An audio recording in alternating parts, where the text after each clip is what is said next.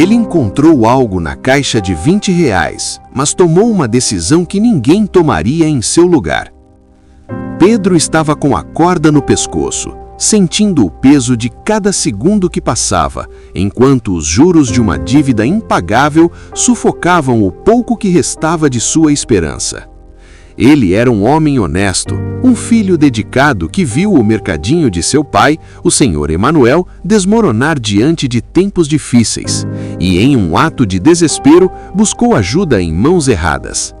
Agora, os agiotas não queriam apenas o dinheiro que ele não tinha, eles queriam sua dignidade e faziam ameaças que tiravam seu sono e faziam suas mãos tremerem. Com os últimos R$ 20 que possuía no bolso, a última nota que o separava da fome absoluta, Pedro foi a uma venda de garagem em um bairro humilde, esperando encontrar qualquer ferramenta que o permitisse trabalhar como faz-tudo e ganhar o pão do dia. Foi lá que ele viu aquela caixa de ferramentas, velha, pesada, coberta por uma camada espessa de ferrugem e esquecida em um canto escuro. O dono, um idoso chamado Sr. Miguel, tinha os olhos marejados e vendia seus pertences para tentar manter a esposa viva em um tratamento médico caro. Pedro comprou a caixa por aqueles R$ 20, mas ao chegar em casa e começar a limpá-la, percebeu que o peso era desproporcional. Um som oco revelou um fundo falso, e dentro dele, algo que mudaria tudo. Uma medalha de honra ao mérito, um maço volumoso de dólares antigos e documentos que valiam uma fortuna esquecida. Terras que valiam milhões de reais. Naquele momento, o silêncio do quarto foi rompido apenas pelo bater acelerado de seu coração. Aquele dinheiro pagaria os agiotas, salvaria o mercadinho do pai e daria a ele a vida que sempre sonhou. Era a saída fácil, a solução mágica para todos os seus problemas. Mas Pedro olhou para a foto de seu pai na parede e lembrou-se de cada lição sobre integridade que recebeu. Ele pensou no rosto desolado do Sr. Miguel e percebeu que aquela riqueza não era um presente do destino para ele, mas um peste para sua alma. O que ele decidiu fazer a seguir deixou os agiotas furiosos e o mundo em choque, provando que o caráter é o único tesouro que os ladrões não podem roubar, e que a justiça, quando tarda, chega de formas que a lógica humana não consegue explicar. Antes de mergulharmos nos detalhes dessa jornada emocionante de redenção e reviravoltas, se você acredita que a honestidade ainda tem poder neste mundo, já se inscreva no canal para não perder nossas histórias de vida. E aproveite agora para me contar aqui nos comentários, de qual lugar do Brasil você está ouvindo essa história hoje. Eu adoraria saber até onde nossa mensagem de hoje está chegando e qual cidade está conectada conosco agora. Capítulo 1. O cerco dos agiotas.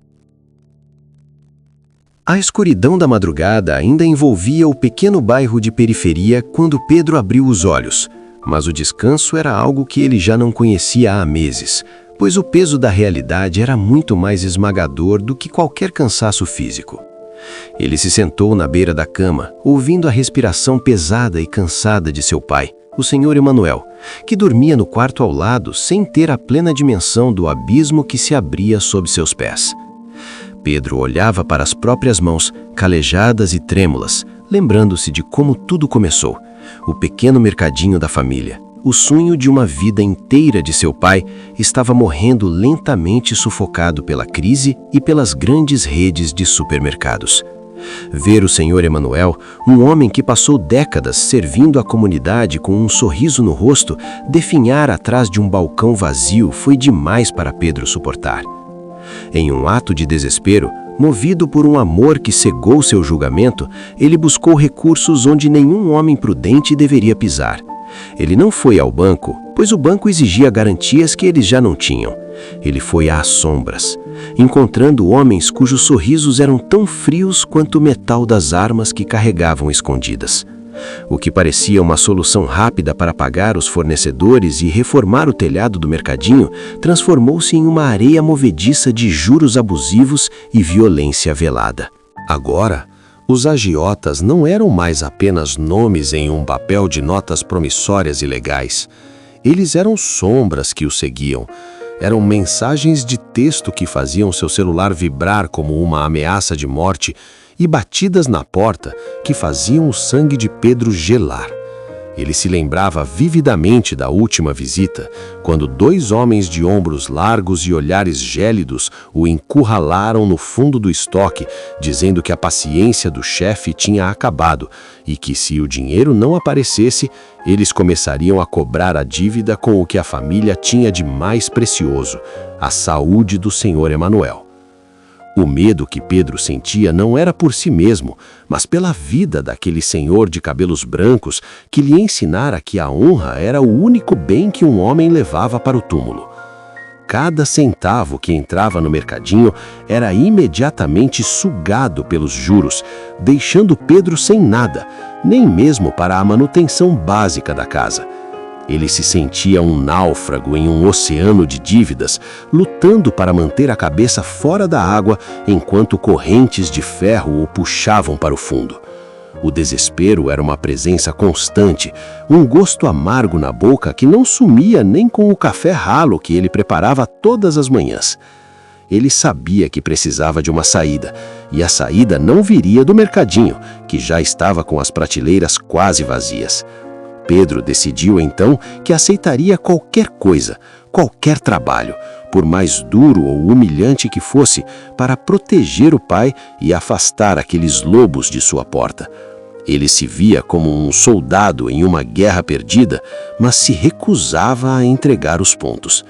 Ele olhou para o velho relógio de parede, cujos segundos pareciam marteladas em sua consciência, e percebeu que o tempo era seu maior inimigo. Ele precisava de ferramentas, precisava de um meio de se tornar útil como faz-tudo, pedreiro, eletricista ou qualquer ofício que pagassem dinheiro vivo ao fim do dia. A ideia de trabalhar de domingo a domingo sem descanso não o assustava. O que o aterrorizava era a imagem dos agiotas entrando na casa do pai e destruindo a paz daquele homem que nunca fez mal a ninguém. Pedro levantou-se, vestiu sua camisa mais resistente e conferiu o pouco que restava em sua carteira. Eram apenas R$20, uma nota amassada que representava sua última esperança de investir em algo que o permitisse recomeçar. Ele sabia que a humilhação de ser cobrado na rua era apenas o começo se ele não agisse rápido. A pressão era tanta que ele sentia o peito apertar, uma ansiedade que parecia um fogo consumindo seus nervos. Ele saiu de casa antes que o pai acordasse, pois não suportaria olhar nos olhos do Senhor Emanuel e mentir que tudo ficaria bem, quando na verdade ele estava caminhando diretamente para a boca do leão. Enquanto caminhava pelas ruas ainda desertas, Pedro via os rostos dos vizinhos começando a surgir. Pessoas que o respeitavam e que não faziam ideia do inferno que ele estava vivendo.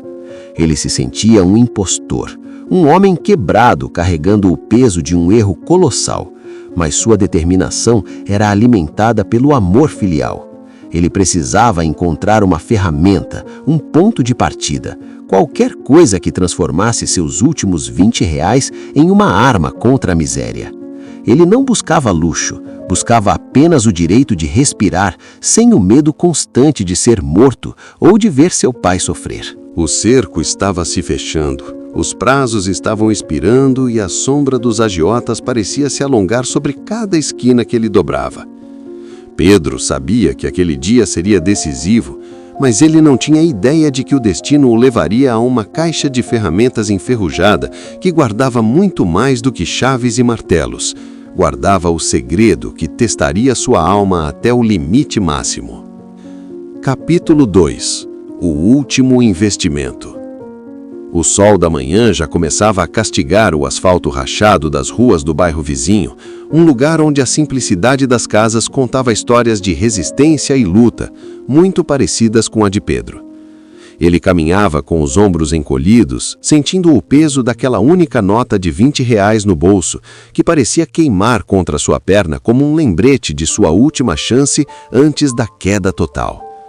Seus olhos, avermelhados pela falta de sono, escaneavam as calçadas em busca de qualquer oportunidade, até que avistou uma movimentação discreta em uma garagem de portão descascado. Ali, entre móveis desgastados pelo tempo e pilhas de roupas antigas, estava o Senhor Miguel, um homem cuja postura curvada carregava o peso de um mundo de tristezas. Pedro parou por um instante, observando o idoso organizar os objetos com mãos trêmulas e um olhar que parecia perdido em algum lugar entre a saudade e o desespero. Não era apenas uma venda de garagem comum, era o desmonte de uma vida inteira de memória sendo oferecido por preços irrisórios sob a luz cruel do dia. Pedro aproximou-se e notou um pequeno porta-retrato sobre uma mesa bamba, onde uma mulher de sorriso doce, chamada Maria, aparecia ao lado de um Miguel muito mais jovem e radiante. O contraste com o presente era devastador. Miguel percebeu a presença de Pedro e tentou forçar um sorriso que não chegou aos olhos, explicando com uma voz embargada que precisava vender tudo, absolutamente tudo, para custear os remédios e o tratamento médico de sua amada Maria, que lutava contra uma doença severa e silenciosa. Naquele momento, Pedro sentiu uma pontada aguda no peito, uma empatia profunda que quase o fez esquecer seus próprios demônios. Ele viu em Miguel o reflexo do que seu próprio pai, o Senhor Emanuel, poderia se tornar se a sorte não mudasse. A vontade de Pedro era entregar os 20 reais para o idoso e ir embora de mãos vazias, apenas para aliviar 1 milímetro daquela dor. Mas a realidade bateu à sua porta com a força de um soco. Ele não podia se dar ao luxo da caridade pura, pois sua própria vida estava por um fio, e aqueles homens perigosos que o cercavam não teriam piedade se ele voltasse para casa sem um plano de trabalho. Era uma encruzilhada moral cruel: ajudar um homem que perdia o amor de sua vida ou tentar sobreviver para não perder a própria família. Pedro desviou o olhar, sentindo o gosto amargo da impotência, e começou a vasculhar os itens restantes sob o teto da garagem. Foi então que, em um canto escuro, sob uma lona velha e empoeirada, ele avistou algo que parecia o destino o chamando. Era uma caixa de ferramentas de metal, antiga, excessivamente suja de óleo seco e tomada por pontos de ferrugem que pareciam escamas de um animal esquecido. Ao tentar levantá-la, Pedro se surpreendeu com o peso absurdo daquele objeto. Era uma estrutura sólida, bruta, que parecia ter pertencido a alguém que levava o trabalho manual com uma seriedade sagrada. Miguel aproximou-se e disse que aquela caixa estava na família há décadas, mas que ele já não tinha forças para segurar um martelo e que precisava de qualquer valor para inteirar o pagamento da enfermeira. Pedro olhou para a caixa e depois para o idoso, sentindo que aquele objeto era a ponte entre a ruína e o recomeço. Com o coração apertado, ele estendeu a nota de 20 reais, seu último escudo contra a miséria absoluta, e selou o negócio. Miguel recebeu o dinheiro como se fosse uma barra de ouro, agradecendo com uma sinceridade que feriu a alma de Pedro. Ao pegar a alça da caixa, o peso quase o fez tombar, mas ele sentiu uma estranha conexão com aquele metal frio e sujo. Enquanto Pedro se afastava, carregando aquele fardo metálico pelas ruas, ele não conseguia tirar da cabeça o olhar de gratidão e tristeza de Miguel. Ele se sentia pequeno por não poder fazer mais, mas ao mesmo tempo sentia que aquela caixa carregava uma energia diferente, algo que ia além de simples chaves de fenda ou alicates enferrujados. O suor escorria pelo seu rosto enquanto ele caminhava quilômetros de volta para casa, sentindo que cada passo era um teste de resistência. Ele não sabia, mas naquele momento de profunda vulnerabilidade, ele não estava apenas comprando sucata. Ele estava carregando para dentro de sua casa o instrumento que a providência divina usaria para testar sua integridade e mudar para sempre o curso de sua história. A caixa estava suja, mas o que estava por vir limparia não apenas as dívidas de Pedro, mas também as lágrimas de Miguel, em uma reviravolta que nenhum dos dois poderia sequer sonhar, enquanto o sol se punha sobre aquele bairro humilde, onde a sobrevivência era a única lei que todos conheciam. Os dias que se seguiram foram uma sucessão de madrugadas geladas e noites de exaustão extrema, onde Pedro se transformou em uma sombra que percorria a cidade em busca de qualquer serviço que pudesse converter seu suor em moedas. Ele não tinha mais luxos, não tinha mais descanso e, acima de tudo, não tinha mais paz, pois cada batida do relógio o lembrava de que os agiotas estavam à espreita, contando os juros que cresciam como uma praga sobre sua cabeça. De domingo a domingo, ele carregava a pesada caixa de ferramentas que comprara do senhor Miguel, atendendo chamados para consertar telhados, desentupir canos e remendar cercas em bairros distantes. Suas mãos estavam agora cobertas de cortes e graxa, mas ele não reclamava. O peso daquela caixa de metal, embora exaustivo, era a única coisa que o mantinha de pé, servindo como uma âncora de dignidade em meio ao mar de desespero. Certa noite, após um dia particularmente difícil, sob uma chuva fina que lhe encharcara até os ossos, Pedro sentou-se no chão da pequena garagem de seu pai para fazer a manutenção de seu equipamento. O senhor Emanuel já dormia, e o silêncio da casa era interrompido apenas pelo som do pano áspero raspando a ferrugem das chaves de boca e dos martelos. Pedro notou que, apesar de ter retirado quase todas as ferramentas para limpá-las, a caixa continuava estranhamente pesada, como se o metal estivesse imbuído de uma densidade sobrenatural. Intrigado, ele a ergueu e começou a examiná-la com mais atenção sob a luz fraca de uma lâmpada pendurada. Ele virou a caixa de lado e bateu com os nós dos dedos no fundo metálico, esperando ouvir o som sólido do aço batendo contra a bancada. Em vez disso, o que ecoou foi um som seco e oco, uma vibração que percorreu seus braços e fez seus pelos se arrepiarem. Ele bateu novamente, em pontos diferentes, confirmando que havia um vazio ali, um espaço que não deveria existir de acordo com as dimensões externas do objeto. Com o coração começando a acelerar, Pedro pegou uma chave de fenda de ponta chata e começou a procurar por qualquer irregularidade nas juntas do fundo da caixa. Ele notou que a chapa de metal interna estava ligeiramente desalinhada com as paredes laterais, como se tivesse sido soldada por mãos habilidosas que queriam ocultar sua obra. Com mãos trêmulas, mas precisas, ele inseriu a ponta da ferramenta em uma pequena fresta e aplicou pressão. O metal gemeu, resistindo ao tempo e à sujeira, mas finalmente cedeu com um estalo seco que pareceu um tiro no silêncio da noite. A chapa se levantou, revelando um compartimento milimetricamente planejado. O que Pedro viu primeiro foi o tecido, uma bandeira antiga, gasta e amarelada pelo tempo, que envolvia algo com extremo cuidado. Ao desdobrar o pano, ele sentiu um frio na espinha ao encontrar uma medalha de honra ao mérito, seu metal brilhando fracamente, carregando a gravidade de atos heróicos de um passado distante. Mas o choque real veio logo abaixo. Ali, preso por um elástico já ressecado, estava um maço volumoso de notas verdes, dólares antigos, em denominações altas, uma quantia que Pedro nunca tinha visto reunida em toda a sua vida. O suor frio escorreu por seu rosto enquanto ele percebia que aquele valor poderia não apenas pagar os agiotas, mas comprar o bairro inteiro se ele quisesse. No entanto, o mistério se aprofundou quando ele retirou o último item do fundo falso. Um envelope de couro curtido contendo papéis amarelados e selos oficiais que tinham o peso da autoridade legal. Com os olhos arregalados, Pedro começou a ler as linhas escritas em caligrafia impecável.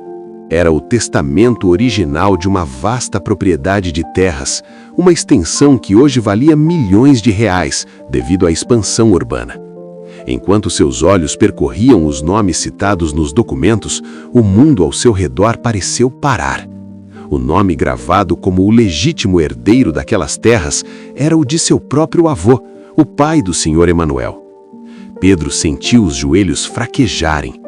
Ele percebeu em um estalo de lucidez dolorosa que sua família nunca fora pobre por falta de esforço, mas porque tinham sido vítimas de um golpe mestre de advogados corruptos no passado, que roubaram o testamento e deixaram seu pai na miséria. O tesouro que ele segurava não era apenas dinheiro, era a prova de um crime histórico e a chave para a justiça que sua linhagem aguardava há décadas. Ele olhou para as notas de dólar, para a medalha e para os papéis, sentindo o peso da responsabilidade esmagar seus ombros. A solução para todos os seus problemas estava em suas mãos, mas ele sabia que aquela caixa viera de Miguel, um homem que também estava morrendo aos poucos por falta de recursos. Naquela madrugada solitária, Pedro não encontrou apenas riqueza. Ele encontrou o maior dilema de sua existência. Cercado pelo silêncio de uma casa que clamava por justiça e pelo medo de um futuro que ainda poderia ser destruído pela ganância ou pela má escolha. Capítulo 4. O peso da consciência. O silêncio daquela madrugada parecia gritar nos ouvidos de Pedro enquanto ele permanecia estático, com as mãos mergulhadas no compartimento secreto daquela caixa de ferramentas que agora parecia pulsar com uma energia elétrica. A luz amarelada da lâmpada da garagem refletia no brilho opaco da medalha de honra e no verde envelhecido das notas de dólar, criando um cenário que parecia saído de um sonho ou de um teste cruel do destino. Pedro sentiu um impulso visceral, uma onda de adrenalina que fez seus dedos se fecharem sobre o maço de dinheiro com uma força quase desesperada. Ele sentiu a textura do papel moeda e, por um instante, fechou os olhos, permitindo-se visualizar o fim de seu pesadelo. Ele via a si mesmo jogando aquele dinheiro sobre a mesa dos agiotas, vendo o olhar de surpresa e derrota naqueles homens perigosos. Ele via as prateleiras do mercadinho do Senhor Emanuel novamente cheias e vibrantes. Ele via o sorriso de alívio de seu pai ao descobrir que não precisariam mais temer o amanhã. O dinheiro era a chave que abriria todas as celas daquela prisão invisível onde ele vivia. Pedro chegou a enfiar o maço de dólares no bolso lateral de sua calça de trabalho, sentindo o volume do papel contra sua coxa como uma promessa de liberdade imediata. "É meu por direito", ele sussurrou para as sombras, justificando para si mesmo que o testamento provava que aquelas terras pertenciam à sua própria família e que a caixa agora era sua propriedade legal por ter sido comprada. No entanto, o peso do dinheiro no bolso começou a parecer chumbo. Ao se levantar para sair dali, seus olhos foram atraídos para uma moldura de madeira simples pendurada na parede da garagem. Uma foto antiga e levemente desbotada de seu pai, o Senhor Emanuel, ainda jovem, segurando as mãos de Pedro quando este era apenas uma criança. Na imagem, o pai apontava para o horizonte com um olhar de orgulho e Pedro lembrou-se vividamente do que ele dizia naquela tarde. Que um homem poderia perder tudo, o teto, o sustento e até a saúde, mas se ele perdesse a palavra e a integridade, ele não teria mais nada para oferecer ao mundo. As lições de honestidade do Senhor Emanuel não eram apenas palavras ao vento, eram os alicerces sobre os quais Pedro havia construído sua identidade.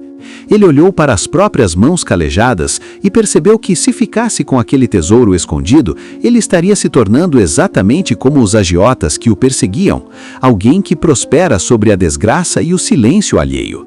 A imagem do Sr. Miguel, o idoso da venda de garagem, invadiu sua mente como um relâmpago.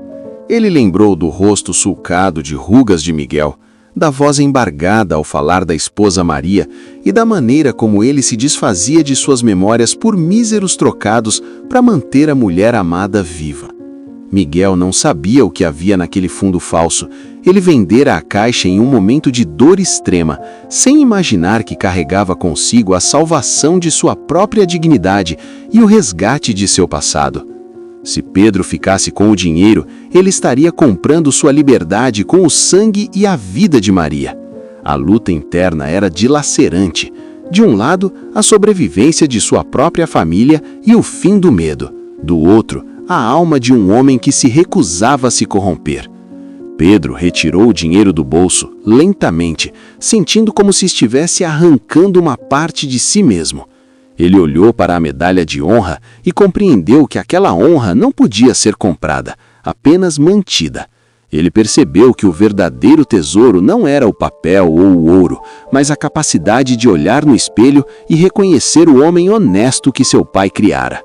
A injustiça sofrida por sua família no passado, através do testamento roubado, não justificava cometer uma nova injustiça contra um idoso indefeso.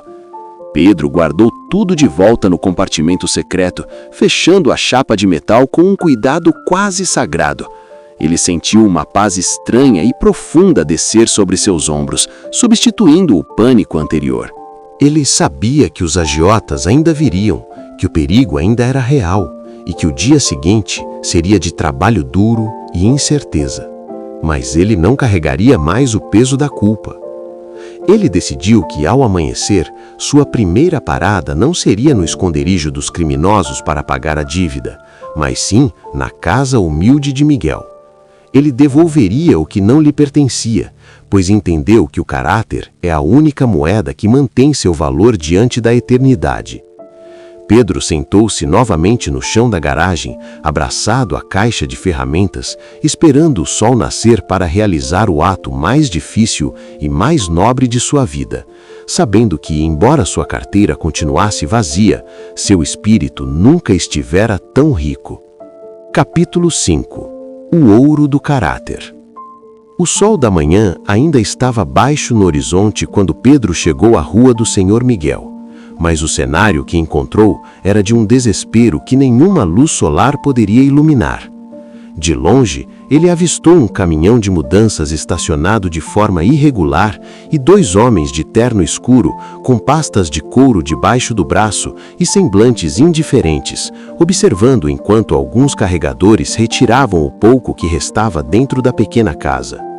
O Senhor Miguel estava parado na calçada, segurando uma única mala desgastada, enquanto as lágrimas escorriam livremente pelos sulcos profundos de seu rosto cansado.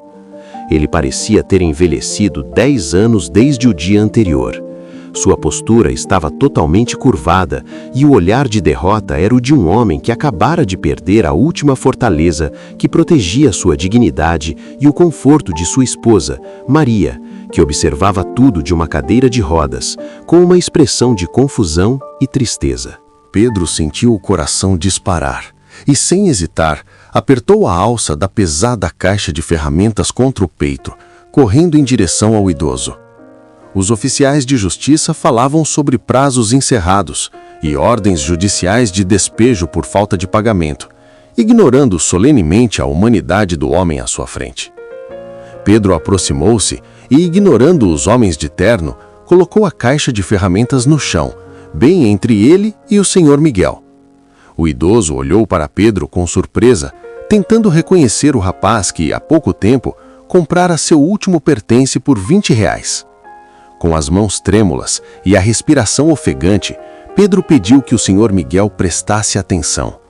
Ele se ajoelhou no chão sujo da calçada e, diante dos olhares curiosos dos carregadores e da indiferença dos oficiais, pegou a chave de fenda que trazia no bolso. O senhor não pode ir embora ainda, Senhor Miguel, porque o senhor esqueceu algo muito valioso dentro desta caixa, disse Pedro com a voz firme, apesar da emoção que o sufocava. Com um movimento rápido e decidido, ele forçou a chapa metálica do fundo da caixa, revelando o compartimento secreto que guardara por tanto tempo os segredos de uma vida inteira. Quando a tampa falsa se abriu, o brilho da medalha de honra ao mérito pareceu capturar cada raio de sol, reluzindo com uma intensidade que paralisou a todos ao redor. O Senhor Miguel soltou um suspiro audível e suas pernas fraquejaram tanto que ele precisou se apoiar no ombro de Pedro. Ao ver a medalha de seu falecido pai, um herói esquecido pelo tempo, o idoso caiu em pranto copioso, um choro que misturava alívio, saudade e um choque absoluto. Pedro então retirou o maço de dólares e o entregou nas mãos ásperas de Miguel. Mas o golpe de misericórdia na tristeza veio quando ele desdobrou o testamento original das terras. Pedro explicou rapidamente o que aqueles papéis significavam: o direito legítimo a uma propriedade que valia milhões de reais, terras que haviam sido usurpadas por fraude e que agora, com aquele documento original, voltariam para as mãos da família de Miguel. O silêncio que se seguiu foi quebrado apenas pelos soluços de Miguel, que olhava para o tesouro e depois para o jovem à sua frente, sem conseguir entender como alguém, em pleno século XXI, poderia ser capaz de tal gesto. Miguel sabia, por observar as roupas gastas de Pedro e as olheiras profundas em seu rosto, que o rapaz também enfrentava sua própria cova de leões. Ele percebeu que Pedro poderia ter desaparecido com aquele dinheiro, pagado suas dívidas e nunca mais olhado para trás, e ninguém jamais saberia do segredo escondido no fundo daquela caixa suja. O idoso, ainda em choque, segurou as mãos de Pedro com uma força que ninguém diria que ele ainda possuía. Ele olhou profundamente nos olhos do rapaz e viu ali uma pureza que a miséria não fora capaz de corromper. Os oficiais de justiça, agora visivelmente desconfortáveis diante da magnitude do que testemunhavam, recuaram alguns passos.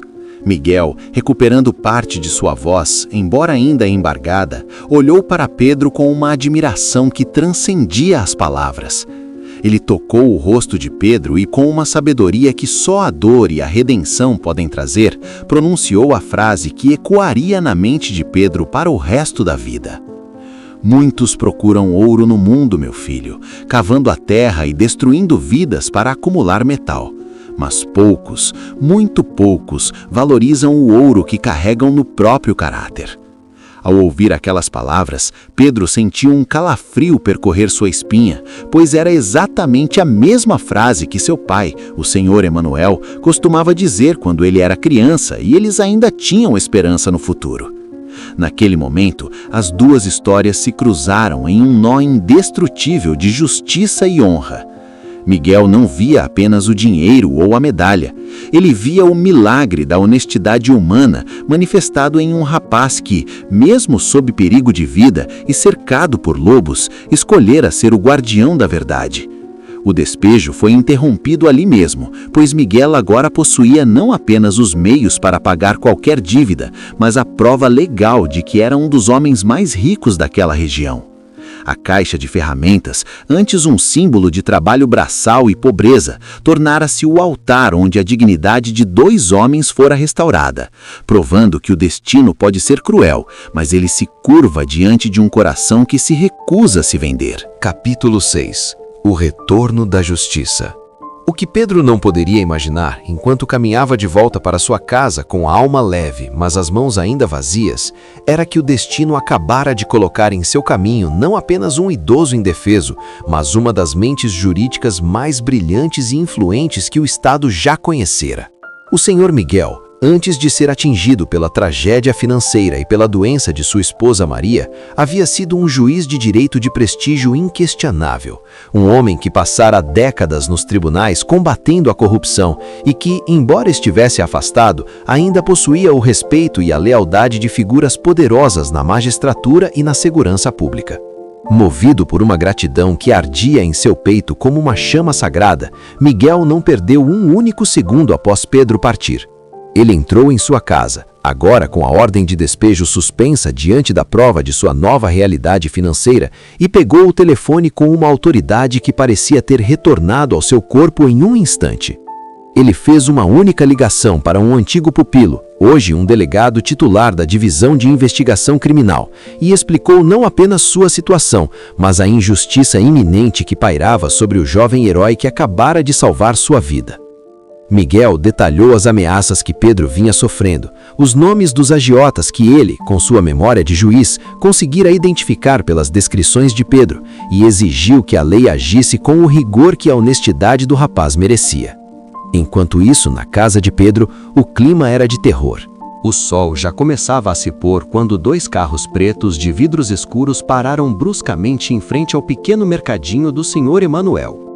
3 homens desceram, com expressões de pura maldade, liderados pelo agiota mais perigoso da região, um homem conhecido por não aceitar atrasos e por usar a violência como sua única linguagem. Eles entraram na casa de Pedro chutando a porta, prontos para cobrar o que chamavam de dívida de honra com o sangue do rapaz ou de seu pai idoso.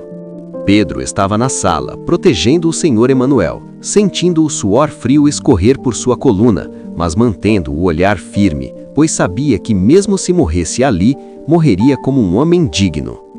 No entanto, quando o líder dos agiotas avançou para agarrar Pedro pelo colarinho e desferir o primeiro golpe, o som de sirenes não ecoou à distância, mas sim no pátio imediato da casa. Em uma coordenação milimétrica, agentes da Polícia Civil e equipes de elite invadiram o local com armas em punho, transformando o cenário de agressão em uma operação de prisão em flagrante. Os agiotas, acostumados a intimidar cidadãos indefesos, ficaram paralisados diante da autoridade que agora os cercava. Não era apenas uma patrulha comum, era uma força-tarefa enviada pessoalmente sob as ordens dos contatos de Miguel. O delegado, aproximando-se com o mandado de prisão em mãos, leu as acusações de extorsão, formação de quadrilha e lavagem de dinheiro, informando aos criminosos que suas operações haviam sido rastreadas e que, a partir daquele momento, o império de medo que eles construíram estava desmoronando. Pedro assistia a tudo em choque, sem entender como a ajuda chegara tão rápido, até que viu, descendo de um carro oficial, o próprio senhor Miguel, vestindo um paletó antigo, mas com uma postura de gigante. Miguel caminhou até Pedro e colocou a mão em seu ombro, dizendo que a justiça finalmente havia encontrado o caminho de casa. Nos dias que se seguiram, a influência de Miguel foi como um trator derrubando as barreiras da burocracia. Ele usou os documentos recuperados na caixa de ferramentas para provar juridicamente que as terras milionárias eram suas por direito e que a família de Pedro havia sido a primeira vítima daquela fraude histórica décadas atrás. Com sua fortuna retomada, Miguel não apenas contratou os melhores advogados para limpar legalmente o nome de Pedro de qualquer dívida remanescente, como também moveu processos para recuperar cada centavo que o mercadinho do Sr. Emanuel havia perdido para os juros abusivos.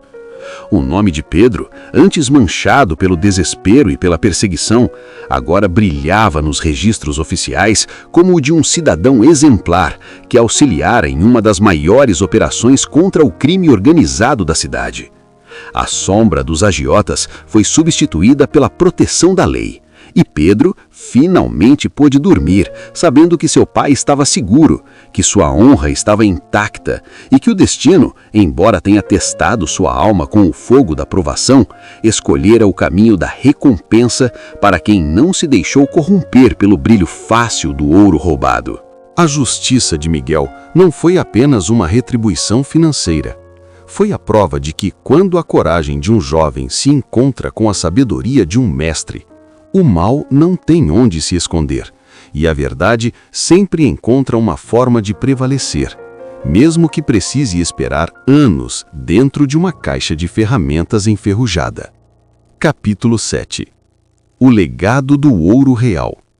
O tempo, que antes parecia um carrasco apressado para Pedro, transformou-se em um aliado generoso nos meses que se seguiram àquela noite de revelações. A poeira das batalhas judiciais finalmente baixou, revelando um novo horizonte onde a dor fora substituída pela prosperidade e a angústia pela paz. O senhor Miguel, agora oficialmente reintegrado à sua fortuna e ao seu status de direito, não perdeu um segundo em transformar sua gratidão em ação concreta. Maria, sua amada esposa, recebeu o tratamento médico mais avançado disponível e o brilho da saúde retornou aos seus olhos, permitindo que o casal vivesse o outono de suas vidas com o conforto que a dignidade exige. Mas para Miguel, o dinheiro era apenas papel se não servisse para honrar o caráter de quem o salvou. Por isso, ele criou a Fundação Ouro da Alma, uma instituição dedicada a oferecer suporte jurídico e financeiro para pequenos empreendedores e famílias que, assim como Pedro, tornaram-se vítimas de injustiças financeiras e sistemas predatórios.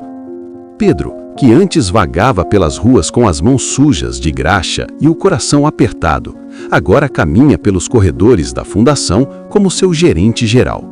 Ele não usa mais a camisa gasta de faz tudo, mas carrega o mesmo olhar humilde e focado que o salvou da ruína. Sua nova missão é garantir que ninguém precise recorrer às sombras para salvar o que ama. No centro da sala de reuniões da fundação, em uma prateleira de madeira nobre e protegida por uma redoma de vidro impecável, repousa a velha caixa de ferramentas. Ela foi cuidadosamente restaurada, seu metal foi polido até brilhar como prata, e a ferrugem deu lugar a uma pátina que conta uma história de superação. Para Pedro e para todos que trabalham ali, aquele objeto não é mais uma sucata de 20 reais, mas um monumento à integridade humana.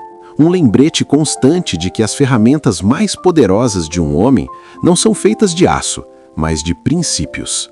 O Senhor Emanuel, pai de Pedro, agora vê o mercadinho da família transformado em um centro de distribuição comunitário, e o sorriso que Pedro tanto temia perder, agora é a luz que ilumina todos os seus dias. No entanto, o ápice dessa transformação ocorreu quando Pedro, com o apoio da fundação e de sua própria colheita pessoal, tomou uma decisão que chocou a cidade e encerrou um ciclo de trevas de forma magistral. Ele adquiriu, através de um leilão judicial, o antigo galpão sombrio onde os agiotas operavam e onde tantos homens foram humilhados e ameaçados. O lugar que antes exalava medo e violência foi completamente reformado e pintado com cores vivas e acolhedoras. Onde antes se escondiam cadernos de dívidas e armas, agora existem bancadas de marcenaria, computadores de última geração e salas de aula. Pedro transformou o reduto do crime na escola profissionalizante e Esperança, um centro onde jovens da periferia aprendem ofícios dignos para que nunca precisem depender da sorte ou do desespero. Na inauguração da escola, com Miguel e Emanuel ao seu lado, Pedro olhou para a multidão e percebeu que a sua maior riqueza não era o salário de gerente ou o nome limpo, mas a capacidade de transformar sua dor em uma ponte para o sucesso de outros. Ele provou que a justiça não é apenas punir o mal, mas reconstruir o bem sobre as cinzas do que foi destruído. A história de Pedro tornou-se uma lenda urbana de esperança, ensinando a todos que mesmo quando você tiver apenas 20 reais no bolso e o mundo inteiro contra você, se você mantiver sua honra intacta, o universo encontrará uma maneira de abrir os compartimentos secretos do destino para te entregar o que é seu por direito. A honestidade pode parecer o caminho mais longo e difícil, mas é o único que te leva a um destino onde você pode dormir em paz. Se esta história tocou o seu coração e te fez acreditar que o caráter ainda é a moeda mais valiosa do mundo, não saia daqui sem deixar o seu like e se inscrever no canal para fortalecer nossa comunidade de valores. O seu apoio nos ajuda a levar essas mensagens de luz para quem mais precisa.